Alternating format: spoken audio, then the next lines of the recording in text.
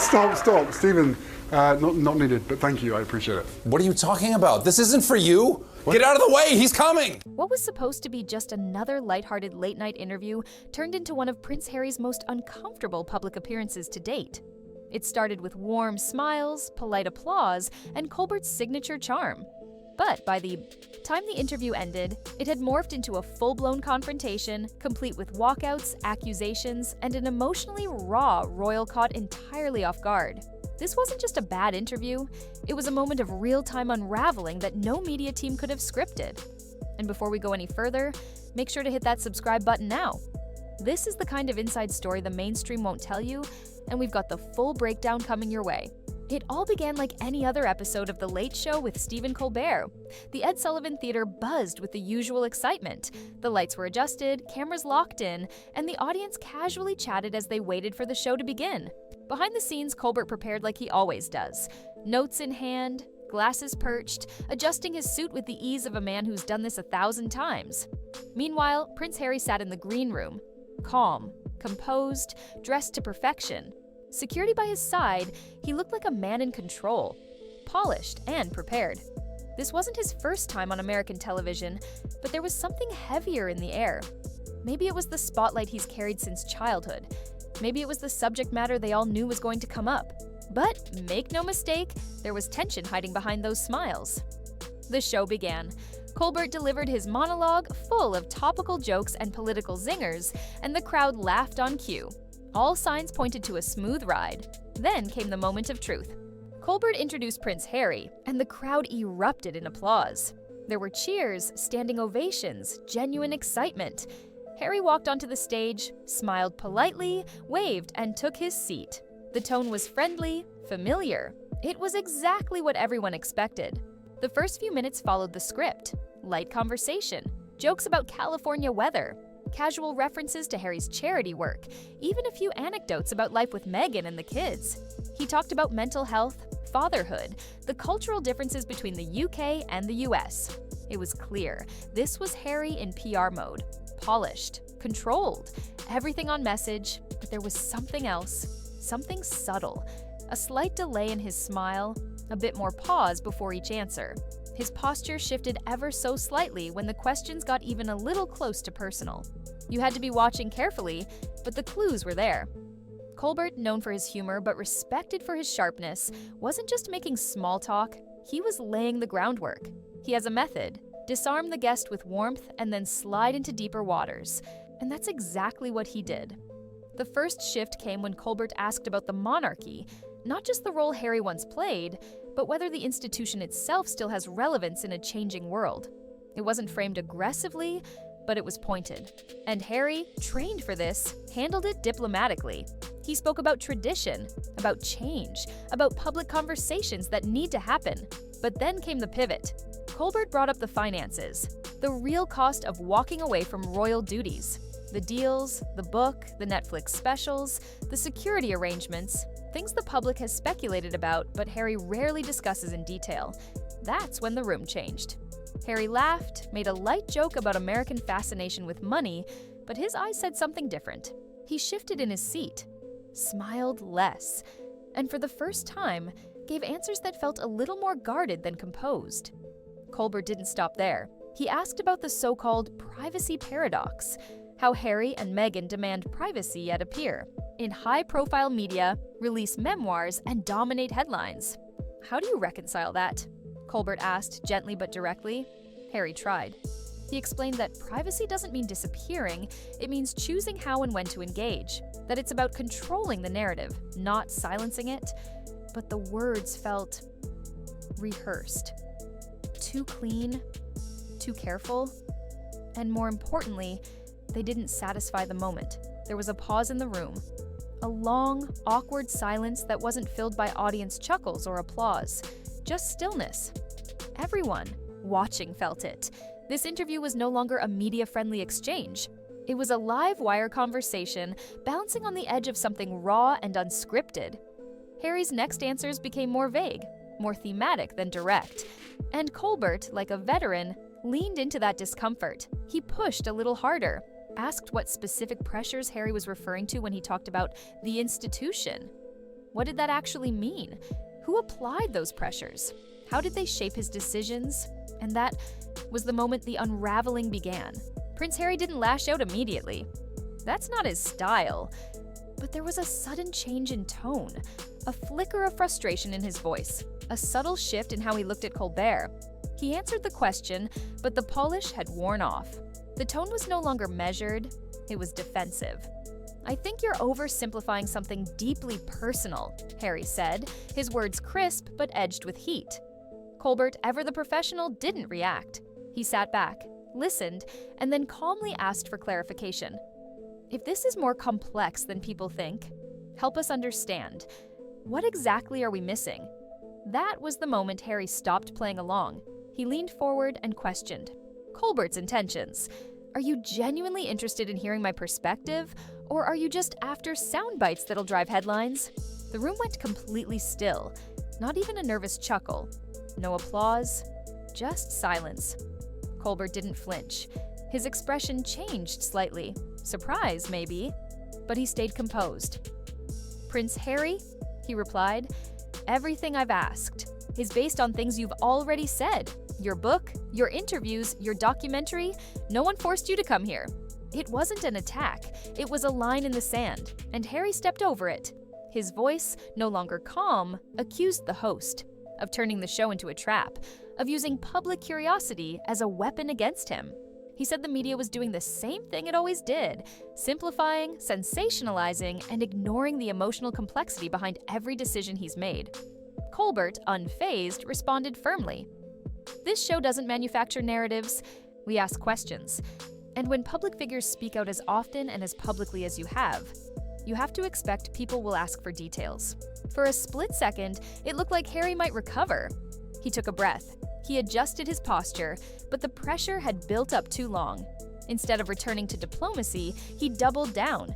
He accused the show, and by extension, the American media, of packaging trauma into entertainment. He said the blending of journalism and comedy reduced real pain into punchlines. "You say you want to inform people," he said, "but you also want a viral clip, and that contradiction is part of the problem." The irony was almost too perfect. He was saying this while appearing on a program known for turning interviews into shareable content. He was attacking the very format he'd agreed to participate in. Colbert didn't escalate. Instead, he clarified the show's mission: inform, entertain, and push public discourse forward. But he also made something else clear. "You chose to sit in this chair." That's when everything truly fell apart. Harry stood up. It wasn't a polite adjustment or a pause to gather himself. He physically rose from his chair and pointed at Colbert. His voice was louder now, urgent, accusing. "This is exactly the kind of ambush I walked away from. This is what I left behind." His security team, sensing the moment had turned volatile, began to move. The stage lights hadn't dimmed, the cameras were still rolling, and the audience, stunned, sat frozen, unsure whether this was real or a performance. But there was no doubt. This was raw. Colbert stayed seated. He didn't try to stop him. He didn't argue. He simply looked up at Harry and said, "If this can't continue respectfully, perhaps it shouldn't continue at all." Harry didn't sit down. He accused the host of trying to silence him. He claimed this moment was symbolic of everything. Wrong with institutional power, that even outside the royal family, people like Colbert use control to shape the narrative, not reveal truth. And then, as his voice cracked ever so slightly, he turned to leave. His security escorted him off stage. He didn't speak to the audience. He didn't say goodbye. It wasn't a walkout. It was an emotional storm leaving the room. Back on stage, Colbert remained alone. The cameras stayed wide. The band was silent. There was no applause sign. Just the image of a host watching a prince walk away, not just from an interview, but from control. As the cameras cut to commercial, the studio was left in silence. Not the usual quick switch to upbeat music or the clapping that follows even the most awkward moments. Just silence. Colbert remained seated, staring into the middle distance. For a few beats before the lights dimmed, behind the scenes, producers scrambled. No one had expected this. An interview with a royal, sure, but not a collapse of royal composure in front of a live audience. This wasn't just a misstep, it was a rupture, the kind you can't edit out or spin with a press release. When the show returned from break, Colbert was alone at the desk. His face showed no signs of anger, only gravity. He looked into the camera and, in a calm, firm voice, said, "Sometimes, conversations don't go the way you expect. That's live television, that's life." And with that, he pivoted to the next segment. But the energy had changed completely. Audience members clapped on cue, but the smiles were gone. Everyone knew they'd just witnessed something raw, real, and entirely unscripted. The kind of moment that redefines public personas in a single heartbeat. And then, the internet exploded within hours. Clips of the confrontation flooded social media. Hashtags like Numb Harry Meltdown, Non-Colbert Confrontation, and My Royal Walkout trended globally. Every major outlet picked it up, some with headlines praising Colbert's journalistic poise, others defending Harry's emotional honesty. Some called it the most revealing moment of Prince Harry's post-royal life. Others weren't so generous. They labeled it a PR disaster, a sign that Harry couldn't handle criticism without losing control. That maybe, just maybe, he had spent too long crafting his story without ever answering the tough questions. Commentators split into camps. One side saw Harry as a man cornered, finally breaking under the weight of years of public trauma.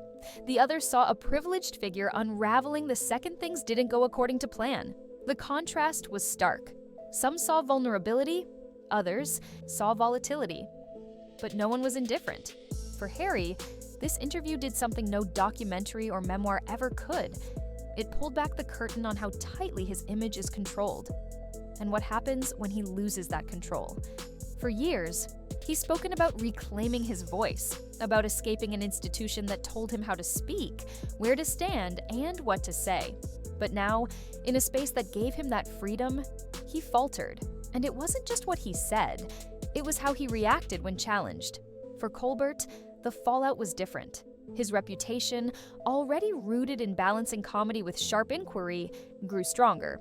He hadn't been aggressive. He hadn't ambushed anyone. He simply asked the questions people were already thinking, and when the answers didn't land, he let the silence speak volumes. Media analysts praised him, not for provoking drama, but for holding a high-profile guest accountable without crossing any lines. In an era where celebrity interviews are often softball fluff pieces, Colbert reminded audiences what honest conversation looks like, even when it's uncomfortable. And for the public, it was a wake-up call. People started questioning what else has been carefully managed in Harry's media appearances. If he couldn't tolerate a little heat from a comedian, what would happen in a real debate? If he truly wants to be seen as more than a royal escapee, as a thought leader, activist, public figure, doesn't that come with the responsibility of facing hard questions? Those questions flooded forums, comment sections, podcasts, and news segments. The narrative was no longer just Harry and Meghan versus the royal family. It was bigger than that now. It was about authenticity, accountability, and the cost of controlling the story too tightly. The Late Show segment, in its raw, chaotic end, had become more powerful than any promotional tour Harry had done before. Because this time, people weren't just watching him speak, they were watching him react. And reactions, more than rehearsed answers, reveal the truth. In the days following the broadcast, what happened on The Late Show didn't just dominate headlines. It became a cultural flashpoint. News networks replayed the walkout clip over and over. YouTube creators dissected every second of Harry's facial expressions. Podcasts hosted entire episodes around the question, what just happened to Prince Harry? It wasn't just a bad interview, it was a moment that threatened to unravel years of brand positioning. Since stepping back from royal duties, Harry had worked meticulously to control his narrative. Carefully curated media appearances, polished documentaries, memoirs edited with surgical precision. Every move, every message was designed to reclaim his identity, not just as a former prince, but as a voice for mental health, modern leadership, and self-liberation. But in that one moment, when the lights were bright and the questions real, the mask slipped. The public saw something different. Not the polished humanitarian or the misunderstood royal, but a man who lost control the moment. He was truly challenged, not yelled at, not insulted, just asked to explain himself clearly, directly, and without a script. And the reaction wasn't just limited to media analysts or keyboard warriors. Hollywood insiders began whispering about the risks of booking Harry for interviews. Media consultants raised concerns about whether he was prepared for long-form, unscripted conversations. PR firms began crafting new strategies, not for promotion, but for damage control. Even some of Harry's most loyal supporters found themselves quietly questioning what they'd witnessed. Was he genuinely overwhelmed by trauma, or simply uncomfortable with transparency? The idea that Harry might be more image than substance, more controlled message than genuine voice, was now circulating openly. And that's dangerous territory for someone who has built their entire post-royal identity on authenticity. To make matters worse, the social media storm showed no signs of slowing down. Memes of Harry walking off set circulated widely. Parodies appeared within 24 hours. Influencers and commentators, many of whom had previously remained neutral, began to weigh in, often not kindly. The phrase, "Harry pulled a Colbert," even, started trending, used to describe someone who walks away when faced with tough questions. That kind of viral language isn't just embarrassing, it sticks. Meanwhile, Colbert's team made the quiet but strategic decision to air the interview in full, unedited. No cuts, no spin, just the raw footage as it happened. It was a bold move, and a brilliant one. It stripped away any accusations of manipulation or agenda. What viewers saw was exactly what took place: a host asking reasonable questions, and a guest who lost his cool when he couldn't control the outcome. In an age where trust is everything, that decision gave Colbert the upper hand. But perhaps the most fascinating part of all was how quiet Harry remained afterward. No statement, no public response, no clarification from his team. The silence was deafening, and in the absence of clarity, speculation filled the void. Was he embarrassed? Was he advised to lay low? Or was he simply stunned by how badly things had gone? Whatever the reason, the silence only fueled the fire, and the most damaging narrative began to emerge. Maybe Harry isn't ready for the world he's trying to enter, because stepping away from royalty isn't just about walking into freedom. It's about stepping into a space where you're expected to answer for your choices. Honestly, clearly, and without flinching. You can't talk about transparency and then shut down when things get uncomfortable. You can't champion truth while dodging accountability. And you certainly can't build an image of resilience, only to walk off the stage when the questions cut too close. It was a moment of contradiction, of exposure, of discomfort. And that's exactly why it mattered. Because what happened that night wasn't just about one interview, it was about the growing tension between celebrity and credibility, between public image and private frustration, between control and chaos. And in that moment, chaos won. So, what do you think? Was Prince Harry unfairly ambushed? Or did he simply reveal that he's not as prepared for public scrutiny as he thought? Let us know in the comments. And if you enjoy these kinds of deep dive breakdowns into the most unexpected moments in pop culture and media, be sure to subscribe and turn on notifications, because we've got more eye-opening stories coming your way, and trust us, you won't want to miss. What's next?